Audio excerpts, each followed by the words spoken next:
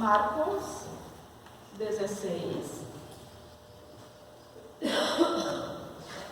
os versículos do 12 ao 18.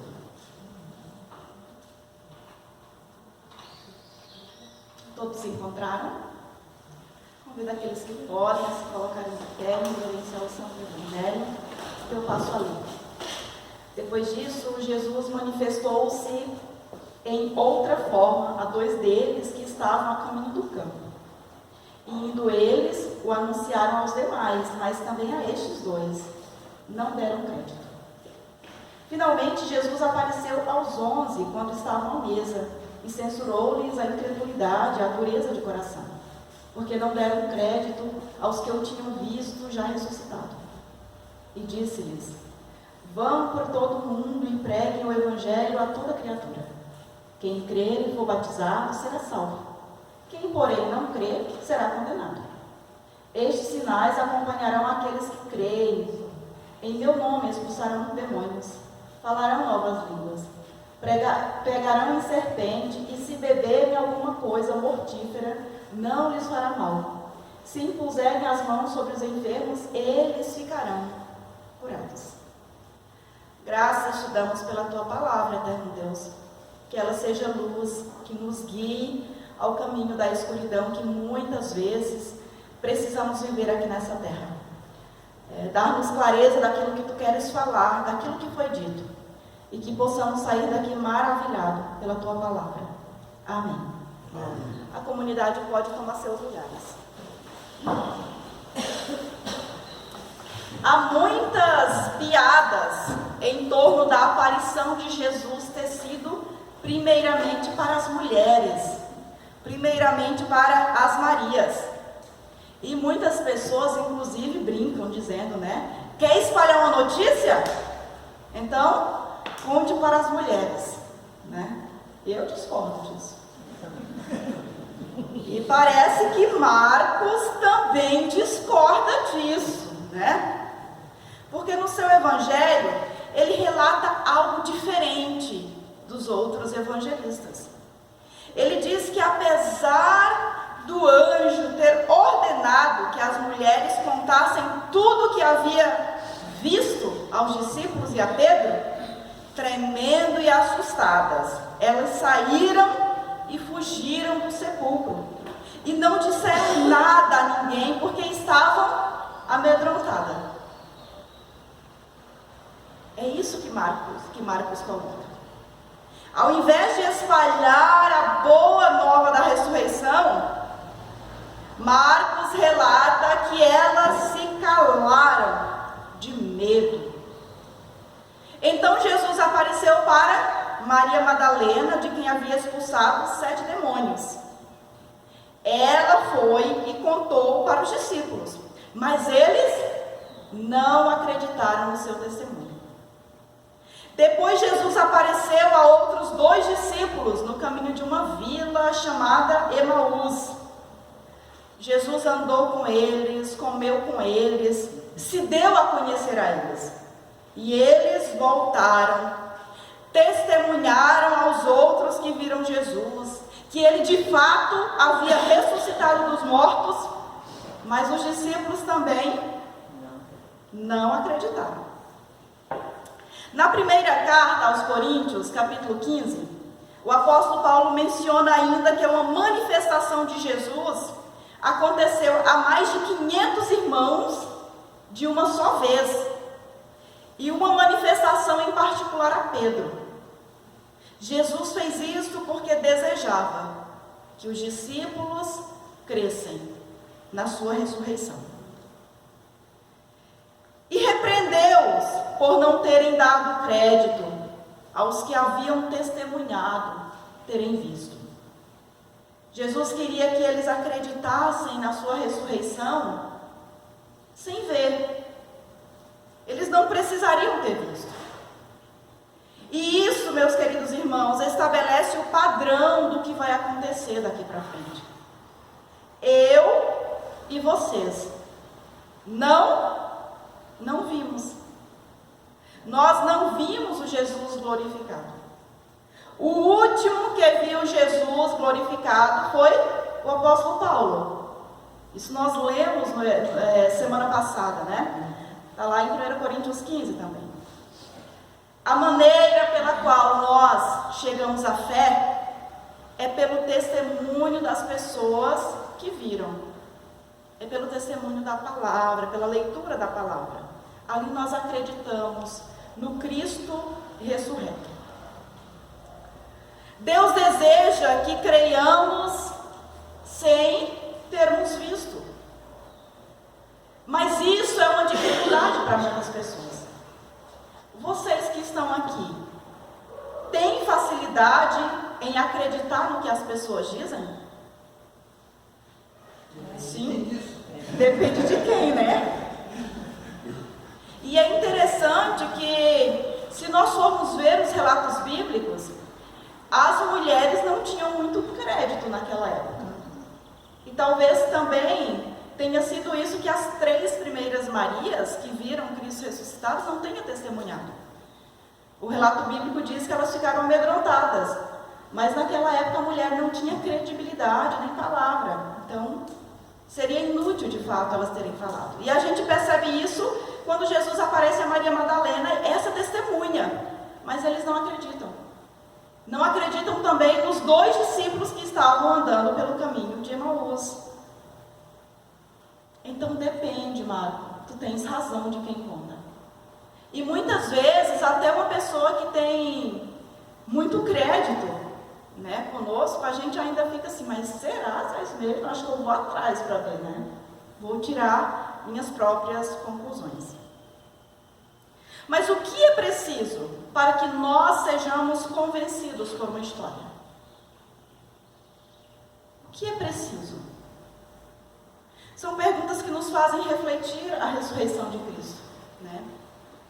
As crianças, por exemplo, têm uma enorme facilidade para acreditar nas histórias que escutam. Muitas delas ficam encantadas com os contos de fadas e mal conseguem dormir com as histórias do bicho-papão e do velho do sal. Elas acreditam firmemente em tudo que escutam, seja uma história verídica ou não. Nós adultos, em compensação, precisamos ver, tocar, cheirar e muitas vezes até provar. Somos incrédulos. E essa incredulidade, nos diz Marcos, vem da dureza do nosso coração. Nós temos um coração duro, obstinado às coisas ruins. E a dureza de coração é a indisposição em confiar em Deus e vivermos na sua dependência. De darmos crédito às coisas de Deus. Nós somos voltados para acreditar naquilo que nós vemos, sentimos, provamos, tocamos e ouvimos. E isso me faz lembrar uma história. Talvez vocês já tenham ouvido. Conta-se que 2 homens estavam andando na rua, quando toparam com uma coisa fedida no chão. Então, um deles falou: cuidado para não pisar, porque isso é merda. Daí o outro falou: não é merda. É sim. Não é não. E para provar que era merda, o homem deu uma cheirada e falou: tem cheiro de merda. O outro se abaixou também e deu uma cafungada e respondeu: não é merda não. É sim, tem consistência de merda. O outro faz a mesma coisa, apalpa lá o dejeto e diz: não é merda não. Então mete o dedo naquele objeto pastoso e chupa o dedo e fala: tem gosto de merda. E o outro faz igual, mete o dedão e logo prova e diz: tens razão, é merda mesmo, ainda bem que nós não pisamos. Às vezes a gente passa por situações como essas também. A gente está vendo e mesmo assim Assim como Tomé, isso me lembra muito Tomé. Ele estava vendo Jesus, então vem aqui e toca nas minhas feridas. A gente tem muita dificuldade em acreditar. E isso, gente, me chama a atenção, porque muitas vezes nós estamos aqui, mas ainda duvidamos da ressurreição. E eu não quero provar que Jesus ressuscitou, porque a ressurreição é pela fé. É pela fé somente.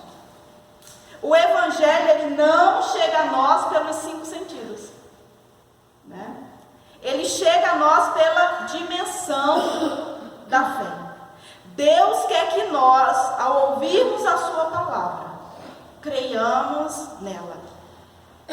E confrontados com a realidade de Jesus, do Jesus ressuscitado, os discípulos também duvidaram, a tal ponto que o fato lhes pareceu impossível.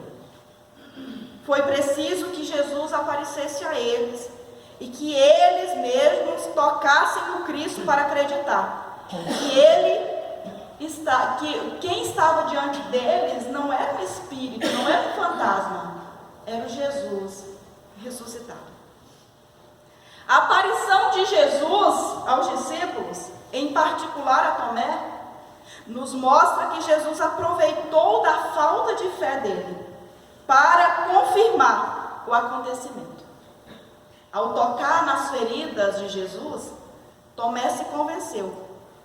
E não somente isso, ele passou a convencer outras pessoas que Jesus de fato havia vencido a morte.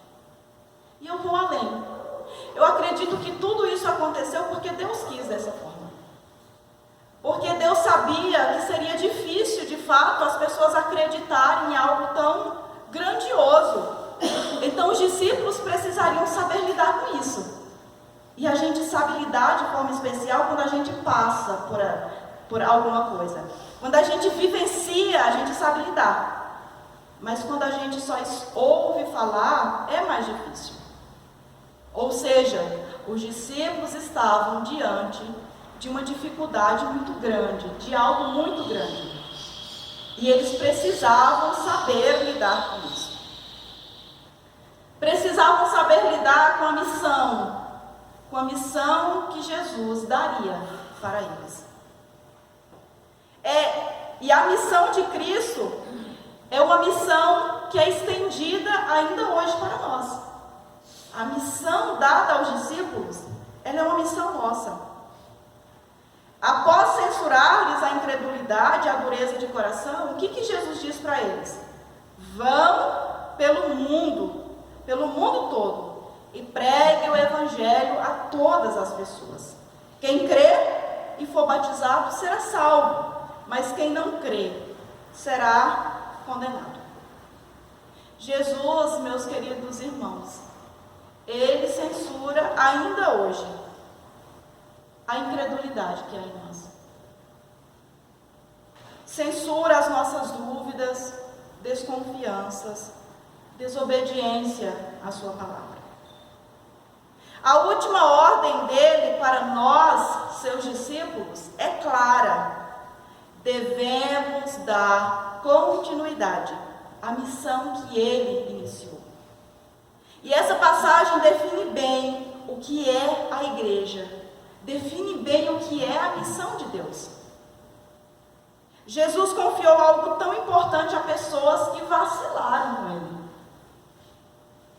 e tiveram dificuldade em receber a notícia da ressurreição. A grande comissão é confiada a nós, pessoas inconstantes, incrédulas, que têm várias dificuldades para acreditar e obedecer. A missão dada por Cristo é de irmos, não esperarmos as pessoas virem a nós. Então percebam que ainda hoje, de certa forma, a gente não obedece aquilo que Deus nos manda. Quantos anos já se passaram desde a ressurreição? E ainda hoje estamos sentados esperando as pessoas, Cristo, virem ao nosso encontro. Quando Jesus diz, vão, espalhem. Essa é uma boa nova.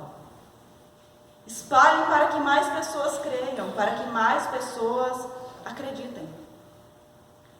Deus quer que sejamos uma igreja que anuncia as boas novas do Evangelho.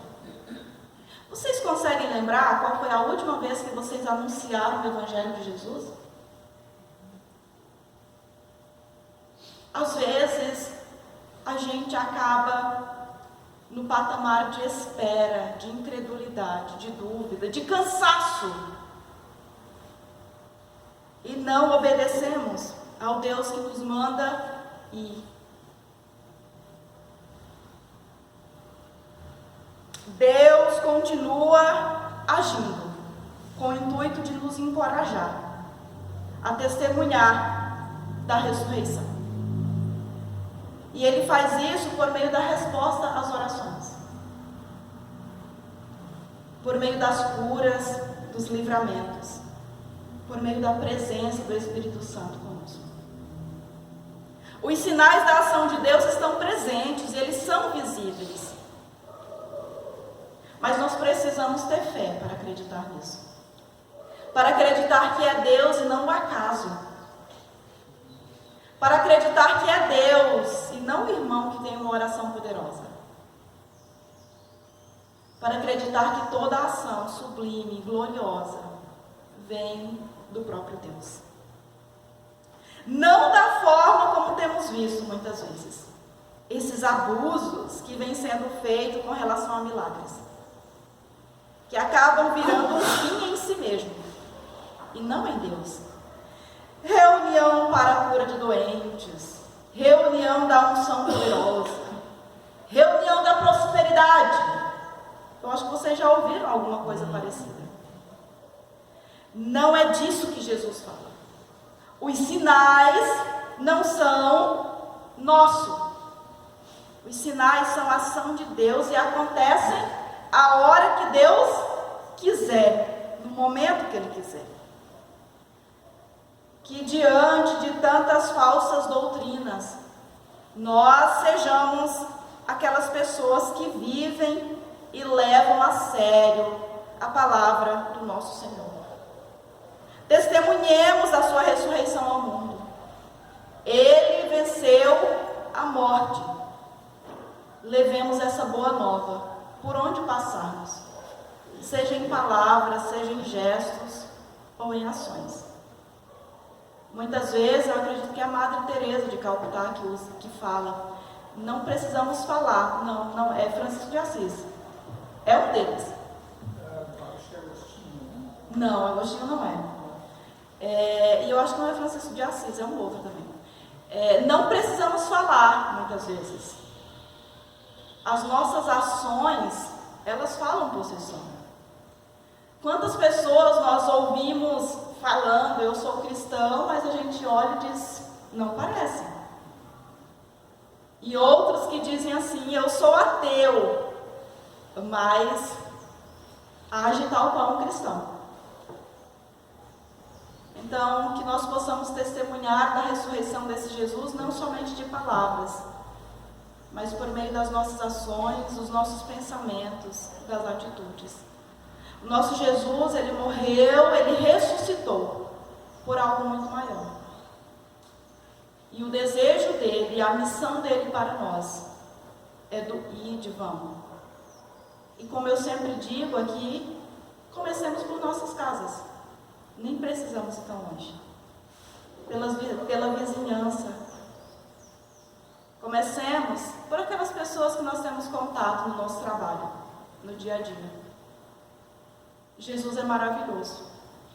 E a semente que plantarmos, pode ser que não sejamos nós que vamos colher. Mas a palavra lançada, ela não volta vazia. Isso é a palavra do nosso Senhor. Palavra lançada não volta vazia. E assim nós podemos crer. E podemos, sobretudo, obedecer. Vão e façam discípulos. Amém. Amém.